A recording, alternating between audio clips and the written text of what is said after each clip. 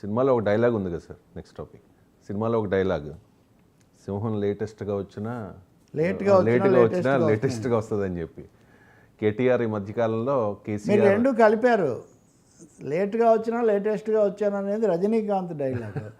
ఆ సింహం సింగిల్గా వస్తుంది అనేది, పులి నిద్రపోతుంది కదా అని పక్కన కూర్చొని ఫోటో తీసుకోవాలనుకోకూడదురా అనేది పవన్ కళ్యాణ్ అత్తారింటికి డైలాగ్. అదే సార్ కేసీఆర్.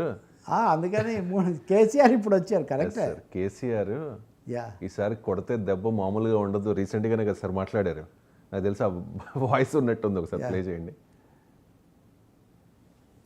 లేదా ఓన్లీ ఇమేజ్ రైట్ అన్నారు కదా సార్. అవును. ఇవాళ బీఆర్ఎస్ తెలంగాణ భవన్కి వచ్చారు. నిజంగా ఏ పార్టీ నాయకుడైనా కూడా వారానికో 10 రోజులకో నెలకో పార్టీ ముఖ్య కార్యాలయానికి వచ్చి అక్కడ క్యాడర్కి దిశానిర్దేశం చేస్తూ ఉంటారు. క్యాడర్కి భరోసా నింపుతూ ఉంటారు, నాయకులకు దిశానిర్దేశం చేస్తూ ఉంటారు. కానీ బీఆర్ఎస్ వాళ్ళకి ఈరోజు ఒక పెద్ద సుదినము, ఒక పెద్ద ఈవెంట్ అలా క్రియేట్ అయింది సార్. బీఆర్ఎస్ అధినేత మాజీ ముఖ్యమంత్రి కల్వకుంట్ల చంద్రశేఖరరావు గారు 7 నెలల తర్వాత తెలంగాణ భవన్కి వస్తూ ఉన్నారు అని చెప్పేసి సార్ ఏమంటారు? అంటే ఖచ్చితంగా బీఆర్ఎస్కు కొంచెం కదలిక. మనం ఒకటి మర్చిపోకూడదు కదా, 9 ఏళ్ల పాటు ఆయన సచివాలయానికే వెళ్ళలేదు. కాబట్టి ఆయనకు ఒక 6 నెలలు 7 నెలలు పెద్ద లెక్కలోది కాదు. ఒకటి ఈ ప్రభుత్వానికి మేము కొంత సమయం ఇస్తాము అనే ఒక నిర్ణయం ఏదో తీసుకున్నారు ఏడాది పాటుని. ఇప్పుడు 15 నెలలు అయింది కాబట్టి ఇంకా రంగంలోకి దిగొచ్చని భావిస్తున్నట్టున్నారు. మీరు ఇందాక అన్నట్టుగా ఆయన ఇప్పటివరకు తన ఫామ్ హౌస్లో పార్టీ నాయకులు శాసనసభ్యులు ఇలా వచ్చిన వాళ్ళని కలుసుకొని అక్కడి నుంచి ఏదో చెప్తూ వచ్చారు. అప్పుడే అన్నాడు ఆయన, ఈసారి నేను దెబ్బ కొడితే మటుకు ఆ దెబ్బ మామూలుగా ఉండదు అది ఇది అని. రాజకీయ నాయకులు అలా అనుకోవడంలో ఏమీ ఆశ్చర్యం లేదు. కానీ ఆయన మధ్యాహ్నం వచ్చిన తర్వాత బీఆర్ఎస్ భవన్లో ఏం చెప్తారు, ఉదయం ఆయన తన డిప్లొమాటిక్ పాస్పోర్ట్, దౌత్యపరమైన పాస్పోర్ట్ వెనక్కిచ్చి మామూలు పాస్పోర్ట్ తీసుకొని అక్కడి నుంచి నందీనగర్లో ఉన్న తన నివాసానికి వెళ్ళి గడిపి ఆయన బీఆర్ఎస్ తెలంగాణ భవన్కి ఆయన వస్తున్నారు. తప్పకుండా ఆయన ఇప్పుడు తీవ్రంగా ప్రభుత్వం మీద ధ్వజమెత్తడం. 20 ఏప్రిల్ నాటికి వాళ్ళకి రజతోత్సవం వస్తుంది. రజతోత్సవ దిశానిర్దేశం చేయటం జరుగుతుందని మనం భావించవచ్చు. కానీ ఒకటైతే నిజం, ఈ డైలాగులు ఇంకా నా దగ్గర కూడా చాలా ఉన్నాయి. అవి ఎలా ఉన్నా సరే బీఆర్ఎస్ అనేది కొంత నిస్తబ్దంగా ఉంది. కొంత దిశానిర్దేశం జరగాల్సి ఉంది, కదలిక రావాల్సి ఉందని మాత్రం ఉంది. రేవంత్ రెడ్డిని, ప్రభుత్వాన్ని, ముఖ్యమంత్రిని లేకపోతే కాంగ్రెస్ను అనడం ఒక ఎత్తు, కానీ అసలు మనకు సంబంధించి మనం ఎలా మెరుగుపరుచుకోవాలి, మళ్ళీ రంగంలోకి క్రియాశీలం ఎలా కావాలి అన్న సందేహాలు బీఆర్ఎస్ నాయకులకు ఎక్కువగానే ఉన్నాయి.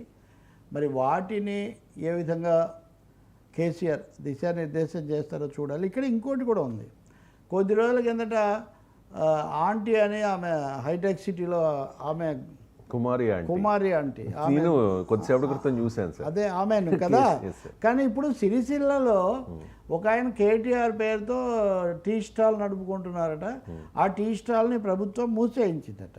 సో నా పేరు ఉందని చెప్పి మూసేయిస్తారా అని ఇంత మాత్రానని కేటీఆర్ కూడా చాలా కోపంగా ఉన్నారు. ఇవన్నీ కూడా రాజకీయంగా రాష్ట్రంలో అనేక అంశాలు వస్తున్నాయి. ఇప్పుడు ఇది చెప్పిన నేను ఇప్పుడు అదే బుక్స్ ఇవన్నీ కూడా మేము బుక్స్లో రాసుకుంటున్నాం, ఎవరిని వదిలిపెట్టడం, తగిన విధంగా చేస్తాం అన్నాడు. ఇప్పుడు లోకేష్ బాబు రాసుకొని ఆయన రెడ్ బుక్ అదొకటి నడుస్తుంది. బుక్కులు మీకే కాదు మా దగ్గర కూడా ఉన్నాయి, మేము రాసుకోవడం మొదలుపెట్టామని జగన్మోహన్ రెడ్డి ఆయన మళ్ళీ కొత్త బుక్ పెట్టాడు. ఈటెల్ రాజేందర్ ఆరెంజ్ బుక్ మా దగ్గర ఉంది. మరి ఆయన కాషాయ బుక్ పెట్టుకోకుండా ఏదో ఆరెంజ్ కలర్ కాబట్టి ఆయన ఆరెంజ్ బుక్ అంటున్నాడు. ఇప్పుడు కేటీఆర్ పింక్ బుక్ నేను పెట్టాను అంటున్నాడు. ఈ బుక్కులని పెట్టుకునే బదులు చిక్కులు తొలగించే పని చేస్తే చాలా మంచిది. కానీ ప్రజలు, అధికారులు ఈ మధ్యలో నలిగిపోతున్నారు. అంటే మేము వస్తే ఇది చేస్తాం, వాళ్ళు వస్తే ఇది చేస్తాం అంటుంటే ఎవరికి వాళ్ళు.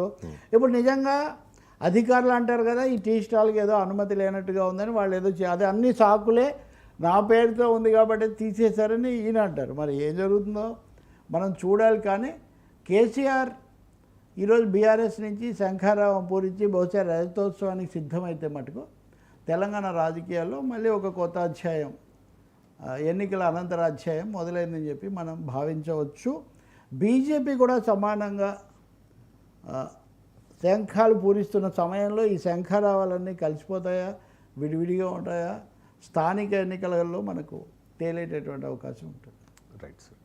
Thank you so much sir. చాలా అంశాలకు సంబంధించి చాలా డీటెయిల్డ్గా విశ్లేషణ అందించినందుకు. ఇది వాళ్ళ ఫ్రాంక్లీ విత్ తెలకపల్లి. మరో అంశంతో మళ్ళీ కలుద్దాం. చూస్తూనే ఉండండి 99 టీవీ.